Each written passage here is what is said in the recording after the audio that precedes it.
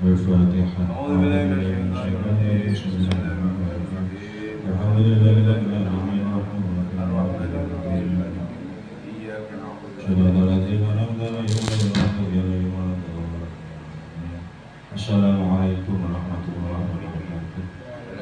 الحمد لله رب العالمين ونستعين على أمر الدين والدين والصلاة والسلام على أشرف الأنبياء والمرسلين وعلى آله وصحبه أجمعين.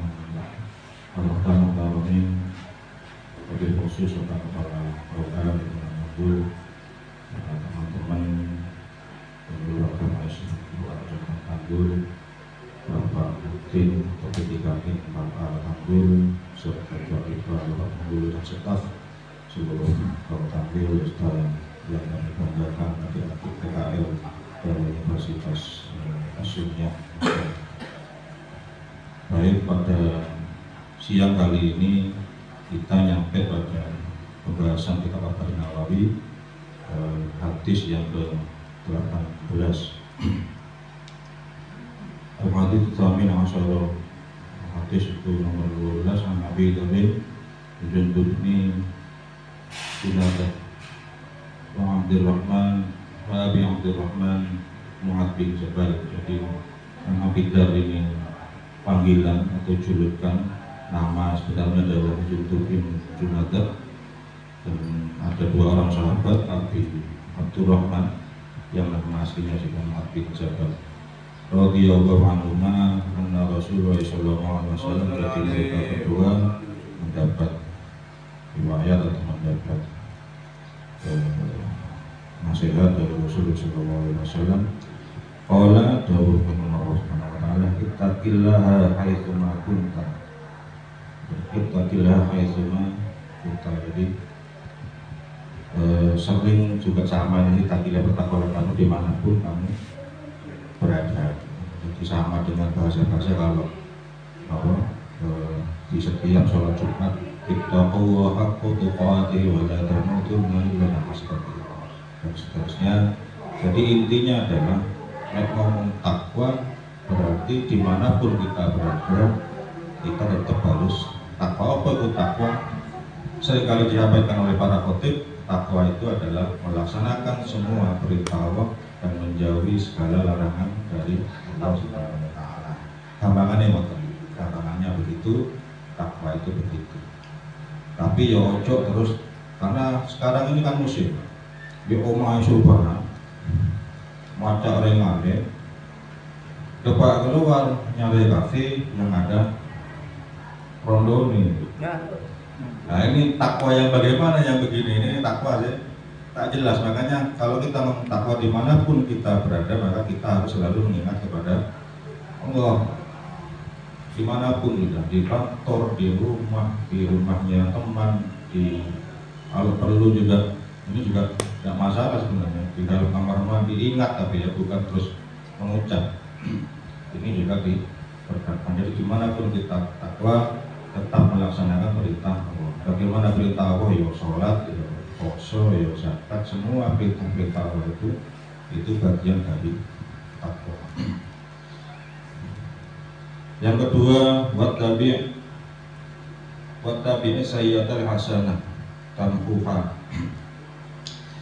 Nah, juga enak-enaknya wong Islam, rahmati wong Islam, umat Nabi Muhammad adalah apa istilahnya ini? Awakmu gawe elek, iringilah perbuatan yang jelek, iringilah keburukan dengan kebaikan. Maka kebaikan itu, insya Allah kebaikan itu akan menghapus keburukan yang sudah kita lakukan. Jadi ini enak-enaknya umat Kanjeng Nabi. Mari gawe elek, setelah kita berbuat jelek, kita dianjurkan untuk berbuat baik. Terus gampangannya begitu sudah. Mari saya itu, atau ginilah, atau kalau di sini mungkin setelah Mas Hamidi membuli atau menjuluki Mas Ahmad, mari ngomong gitu, aku saya sangka menjuluki Ahmad.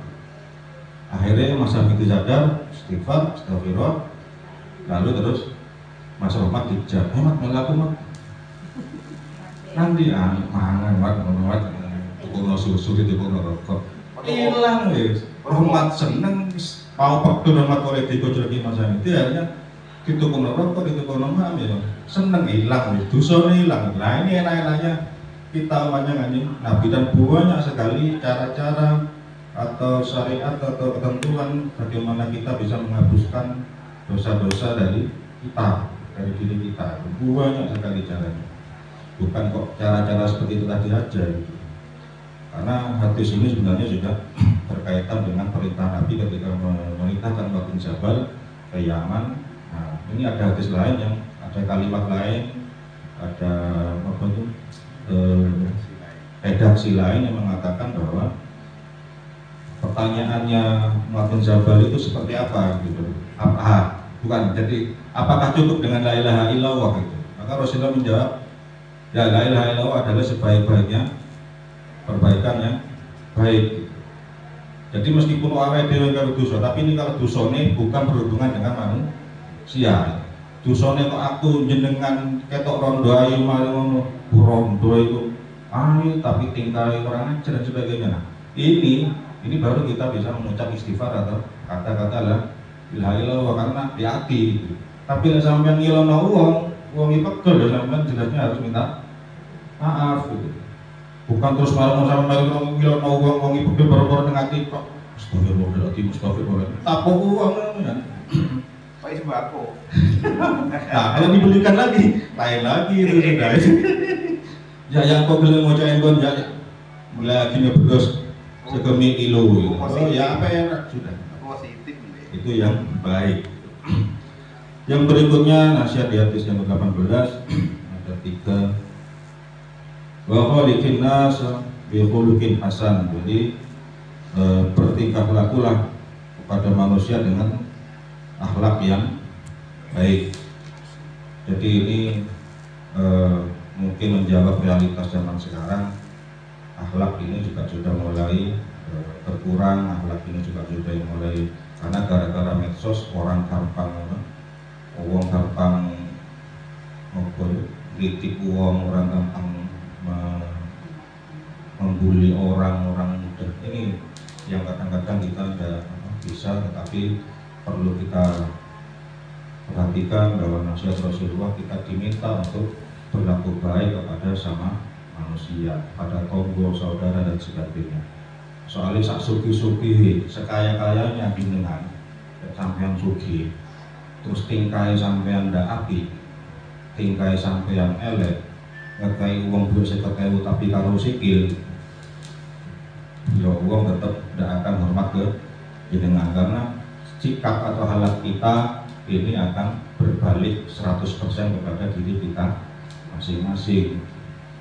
Sampean sugih tapi seneng ngilono wong, sampean sugih ketok tonggone, sampean numpak apa mobil lampi ketok tonggone numpak sepeda pancal, sampean ndak gelem nyoba, sampean ndak gelem oleh, maka tonggo juga ndak akan hormat ke jenengan. Gampangannya dengan desa, kalau di desa itu mungkin kalau kita akhlak kita baik kepada tetangga, akhlak kita baik kepada saudara, ukurannya wis ada orang yang meninggal. Ya meskipun itu hukum kifayah, karena kalau kifayah menjadi kewajiban, tapi kalau sudah ada yang meninggal itu biasanya orangnya akhlaknya bagus, dermawan, seneng ngekei uang, sumringah, nanggung terus senyum dan sebagainya. Bukan ngapi-api tonggo, nek uangnya sedo biasanya yang ngelayat yang takziah luar biasa. Tapi uangnya sugih, merem masjid dan sebagainya lah senelek-elek. Kalau saya tinggal atau meninggal dunia nanti biasanya ya yang ngelayat yang takziah mungkin hanya saudara-saudara dekatnya.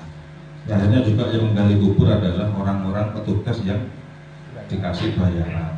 Karena semua tetangganya gak ono sing ikhlas wis. Musuh-musuh malah ado kabeh. Nek ono tangga sing apik meninggal terus apa? Tetangga itu meskipun waktunya ke sawah semuanya pergi ke makam, ke kuburan membantu semaksimal mungkin, tapi kalau kita akhlaknya jelek, maka tetangga itu pun meskipun penggaweannya cuma rokokan di warung, nah itu meskipun kita yang meninggal terus akhlak kita jelek ya, tetap ketinggalan warung tetap rokokan, ada ngurus gitu. Cuma mungkin yang ruwet adalah yang repot nanti pengurus kifayah di sekitar apa. Rawah Tirmidzi waqala haditsun hasan wa fi qabil musyrik hasan sahih. Jadi riwayat Tirmidzi dan Imam Tirmidzi mengatakan bahwa hadis ini adalah hasan dan dikatakan juga hasan sahih. Jadi sudah di bawahnya sahih tapi juga dikatakan kemudian adalah sudah hasan dan sahih. Itu terkait dengan yang hadis ke-18 ada 3 nasihat bertakwa kepada Allah dimanapun kita berada, terus kemudian iringi perbuatan buruk dengan perbuatan baik, lalu kemudian bersikap akhlak dengan baik kepada sesama manusia. Terus kemudian hadis yang ke-19 betul singkat. 7 menit itu.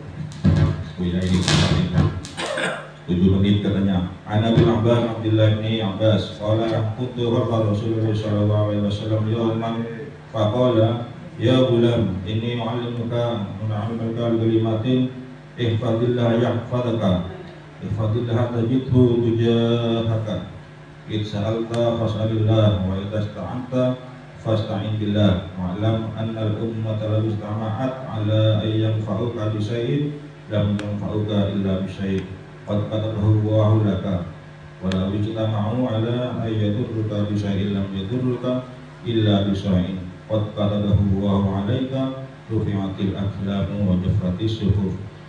Dari Abu Abbas Abdullah bin Abbas radhiyallahu anhu berkata, jadi ini langsung saja. Abu Abbas ini apa bahasanya? Putranya pamannya Nabi, pernah berada di belakang Rasulullah, jadi pernah kalau bahasa yang lain dibonceng atau seperti apa, yang jelas di belakang Rasulullah. Terus pada suatu hari Abu Abbas ini dibonceng atau berada di belakang Rasulullah. Lalu Rasulullah ini dawuh, jadi Rasulullah bersabda, ya gulam, jadi wahai pemuda, aku hendak mengajarimu beberapa kalimat. Ihfadillah, jadi jagalah Allah, maka niscaya Allah akan menjaga. Jagalah Allah, niscaya engkau mendapatinya bersamamu. Nah ini di sini saya sedikit tambahi. Jadi jaga Allah itu bukan seperti yang pernah muncul di Indonesia sebelumnya, ada front pembela apa itu. Bukan seperti itu ya. Jadi Islam juga kalau kata Gus Dur kan tidak perlu dibela nih. Islam sebenarnya Allah. Maka siapapun yang akan merejoi Islam nanti juga akan mendapat balasan dari Allah. Bukan begitu ya. Jadi jagalah Allah di sini bukan. Tapi bagaimana kula panjenengan sedaya menjaga Allah pada diri kita, menjaga Allah pada diri kita, melaksanakan semua dari kembali kepada hadis sebelumnya, melaksanakan semua perintah Allah, maka kita juga termasuk menjaga Allah pada diri kita. Ketika kita menjaga Allah, Allah selalu kita ingat, Allah selalu kita angen-angen. Jadi kalau saya sebenarnya mungkin apa istilahnya, para persiapan meninggal kalau saya. Jadi meskipun tidak di mulut, tidak ngucap, jadi saya diajari guru, ya pokoknya di dalam hati itu nyebut itu Allah, ya begitu itu sudah. Sampai kadang-kadang juga saya tanya, sholat dulu kok kamilanan baru kakak katanya mengateni aku, ya wis sholat mulai ngono wis ngati, ya wis itu wis dia menangan Allah. Terus berikutnya, jaga Allah, percaya Allah akan. Jadi kalau di sini mestinya mendapatinya bersamamu, maka mestinya itu kalau kita menjaga Allah, maka Allah juga akan ada di dekat sebagaimana dekatnya Allah di depan wajah kita. Nah ini gampangannya, lek kula jagani Allah, kula eling terus nang Gusti Allah, maka Allah juga akan terus juga eling kepada kita sebagai hambanya. Gampangannya begitu. Lah, lek moro-moro sampean nggak tahu jenengan atau anda nggak pernah dungo, nggak tahu sholat, nggak tahu puasa dan sebagainya, moro-moro kena musibah, moro-moro dungo, barang kalor yang ditunggu, jalur permasalahannya selesai, ya turun karuan.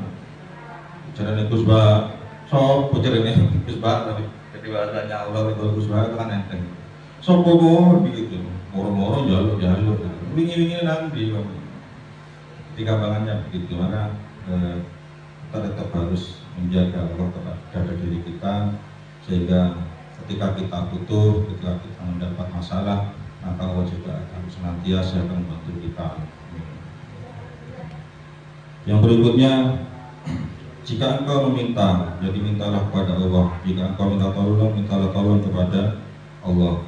Ketahuilah, jika umat manusia bersatu untuk memberi manfaat dengan sesuatu, mereka tidak dapat melakukannya kecuali dengan sesuatu yang telah Allah tetapkan bagimu. Dan jika mereka bersatu untuk mencelakakanmu dengan sesuatu, mereka tidak akan dapat melakukannya kecuali dengan sesuatu yang telah Allah tetapkan atasmu. Pena atau kolam telah diangkat dan lembaran-lembaran telah terdiri. Hadis riwayat Imam At-Tirmidzi.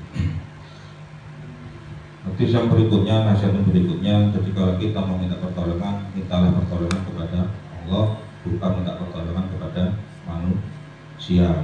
Karena jenengan minta tolong kepada manusia, sekuat apapun manusia, meskipun menungso iki mau jadi lagi kumpul wakeh niat nulungi jenengan, nek Allah boten kersa, Allah boten berkehendak, maka juga tidak akan bisa dilaksanakan, tidak bisa akan memberi manfaat kepada jenengan. Contoh paling konkret, orang Pak Ilham moyo-moyo nyalon petinggi, sing nulungi Pak Mudin sa Kecamatan Tambun, nek perlu Pak Mudin sa Kabupaten Tambun sing niat nulungi, tapi Gusti Allah tidak nakdirkan, di Lauhul Mahfuz tidak ada tulisannya Pak Ilham jadi kepala desa, maka Pak Ilham juga tidak akan jadi kepala desa. Maka perlunya kita meminta semuanya kepada Allah Subhanahu wa Ta'ala. Demikian yang bisa kami sampaikan, kurang lebihnya mohon maaf. Wassalamualaikum warahmatullahi wabarakatuh. Waalaikumsalam.